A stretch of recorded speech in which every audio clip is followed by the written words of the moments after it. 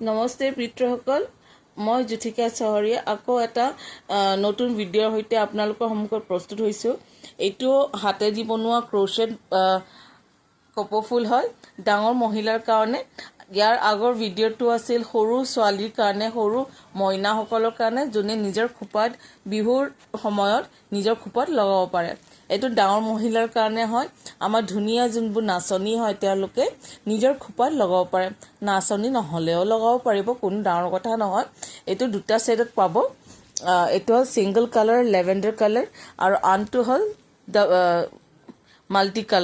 Multi colour এইকাৰণে যেনেকৈ এটা কপৌ ফুল ডাঙৰ হয় সৰুৰ পৰা, তেতিয়া তাৰ ছেটছবোৰো বদলি যায়। সেই হিচাপত এই কপৌ ফুলটো সেইটো ভাবিয়ে বনোৱা হৈছে। এয়া চাওক, ছেটবোৰ বদলি গৈছে। এইটো পূৰ্ণ হাতেদি বনোৱা, মই নিজে বনাওঁ।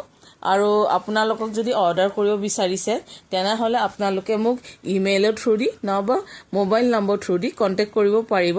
মই মোৰ ইমেইল ID আৰু মোবাইল নম্বৰ এই ভিডিঅ'টোৰ সৈতে আপোনালোকৰ সন্মুখত প্ৰস্তুত কৰিম বাৰু। ধন্যবাদ।